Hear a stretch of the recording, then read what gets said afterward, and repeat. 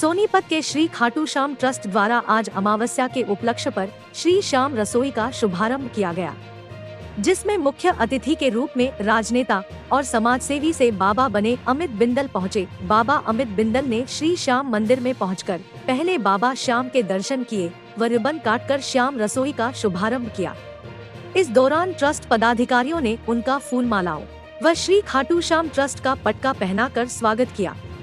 इस दौरान बाबा अमित बिंदल ने जगत महान न्यूज के सवालों का जवाब देते हुए अपने बाबा बनने का राज खोला और देश व प्रदेश की भाजपा सरकार की उपलब्धियां गिनवाते हुए तीसरी बार भाजपा सरकार बनने की बात कही। ये सब राम की कृपा है।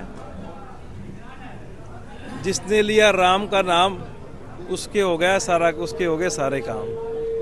कहीं ऐसा तो नहीं है ये सिर्फ और सिर्फ लोकसभा चुनाव या राजनीति के लिए ही आपने ये वस्त्र धारण किए हैं, या समाज सेवा तो वैसे आप करते आ रहे हैं, लेकिन क्या इसके लिए?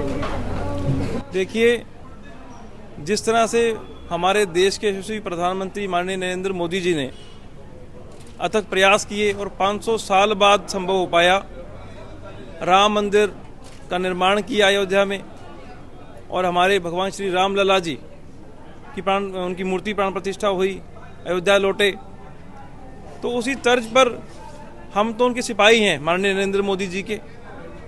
हम संत बने हैं, महात्मा बने हैं तो सनातन धर्म के प्रचार के लिए, समाज सेवा के लिए बने। लेकिन आप जो पहले वस्त्र धारण करते थे उनके माध्यम से भी आप सेवा कर सकते थे, गेरुआ वस्त्र ही क्यों, किससे प्रेरणा मिली आपको? भगवा वस्त्र की अगर आप बात करें तो जब सूरज उगता है वो भी आपको भगवा रंग ही दिखाता है, और जब सूरज अस्त होता है तब भी आपको भगवा रंग ही नजर आता है। तो भगवा में अलग एक शक्ति है। इस शक्ति के माध्यम से हम प्रचार करते हैं सनातन धर्म का, उस संस्कृति का जो काफी पीछे हम छोड़ चुके हैं।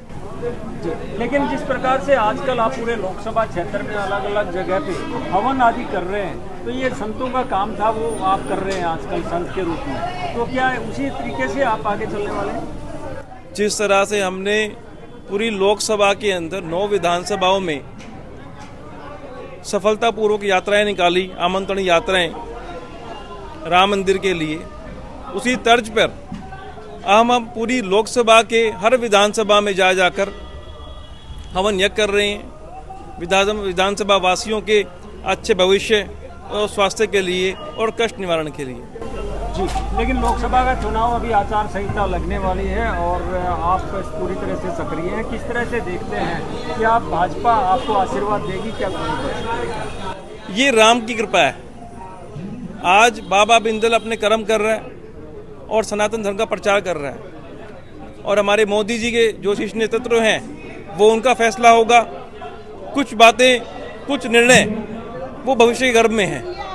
हमारा काम है कर्म करना, और हम तो, मैं फिर बोलता हूँ, हम तो हमारे नरेंद्र मोदी जी के सच्चे सिपाही हैं।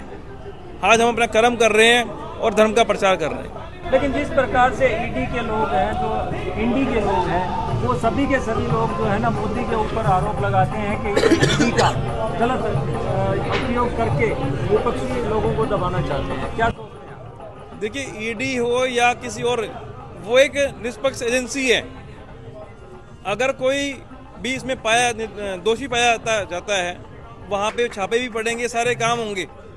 गलत काम जिन्होंने किए हैं पिछली सरकारों के अंदर, आज अगर वहाँ छापे भी पड़ रहे हैं तो तकलीफ तो होगी। आज इतने विपक्षी वो बौखलाए हुए हैं, कहीं ना कहीं वो उनकी कर्मों का फल उनको मिल रहा है आज। लेकिन अमित बिंदल पहले भी समाज सेवा करते थे, अब योगी यानी कि बाबा बिंदल बनने के बाद क्या फर्क महसूस है?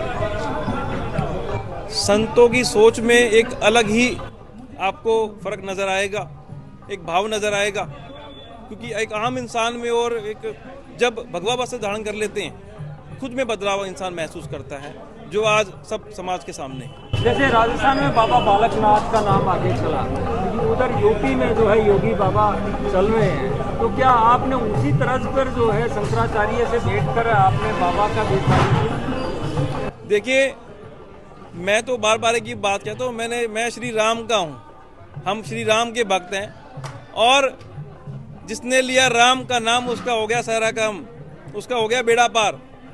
आज ये जो हमने भगवा सर धारण किया है, ये सनातन धर्म को प्रचार करने के लिए, हर जन तक, हर घर तक, हर गांव तक, हर शहर तक पहुंचाने के लिए, उस संस्कारों को, क्योंकि आज कहीं ना कहीं कमी है हमारे भारतवर्ष में संस्कारों की ही कमी है कि बाहर के लोग आकर के हिंदुस्तान में आकर के राम का नाम लेते हैं और हमारे हिंदुस्तानी बाहर जाने की इच्छा जताते हैं। सनातन धर्म तो सही है, लेकिन लोगों को चाहिए बिजली, पानी, रोजगार, रोड, व्यवस्थाएं, तो वो कैसे देखते हैं आप?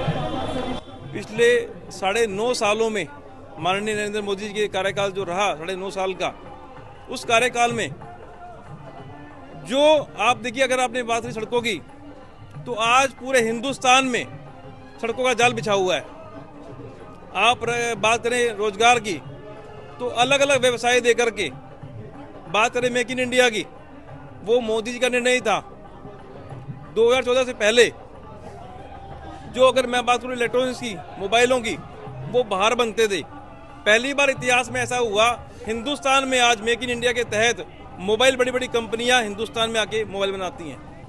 2024 में की अगर बात करें, आज भी अगर बात करें, तो जिस तरह से माननीय नरेंद्र मोदी जी ने अपने अथक प्रयासों से श्री राम मंदिर बनवाया, आज तक इतिहास में कोई ऐसा प्रधानमंत्री नहीं हुआ जिसने वादे किए और पूरे करे हों।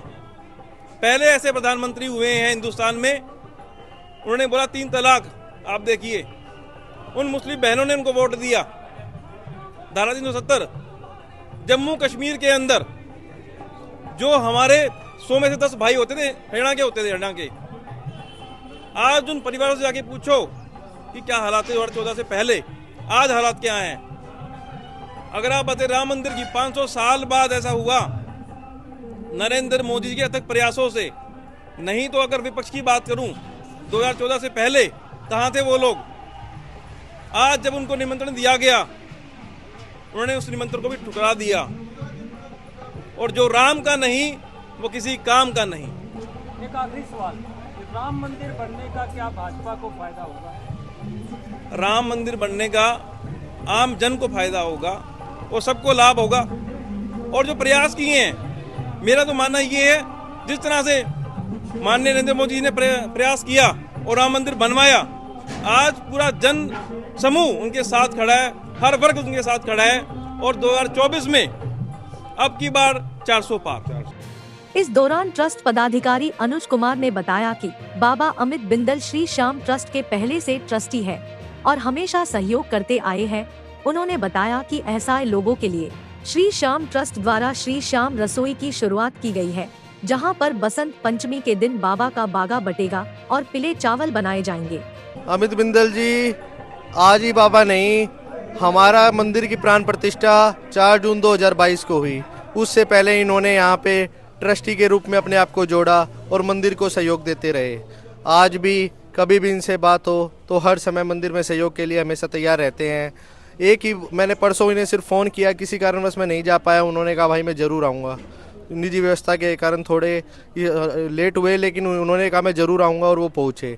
जहाँ तक आज के प्रोग्राम की बात है, आज मौनी अमावस पर श्री श्याम रसोई का शुभारंभ श्री खाटू श्याम मंदिर ट्रस्ट द्वारा यहाँ पर किया गया है। सुबह हवन किया गया और उसके बाद यहाँ पर भव्य भंडारे का आयोजन किया गया। इस कमेटी द्वारा यहाँ पे श्री श्याम रसोई आरंभ करने का विचार किया गया है और जिसे नित्य प्रतिदिन जल्द ही अमल में लाया जाएगा। आने वाली बसंत पंचमी को यहाँ पे पीले चावलों का प्रसाद का वितरण होगा और बाबा का बागा बटेगा। बाबा का बागा एक ऐसा अमूल्य उपहार है भक्तों के लिए, जिसको भी कोई दिक्कत हो, यदि उसे वो छोटा सा पीला वस्त्र मिलता है तो उसकी ज़िंदगी में खुशियाँ आ जाती है। तो मैं आप सबसे निवेदन करूंगा, सोनीपत धाम जो आप सब श्याम प्रेमियों सोनीपत वासियों के सहयोग से बना है, यहाँ आइए, श्याम रसोई में भोजन लीजिए और अपना कीमती समय देकर भगवान के यहाँ माथा टेकिए। जय श्री श्याम। रसोई में कितने लोगों का भोजन बनेगा? क्या ये निरंतर चलेगी? श्याम रसोई में निरंतर चलेगी, लेकिन करीब हमारा अभी है कि असहाय लोगों के लिए जिनको ज़रूरत है, 100 से 150 लोगों के लिए दिन प्रतिदिन भोजन की व्यवस्था करने का हमारा विचार है।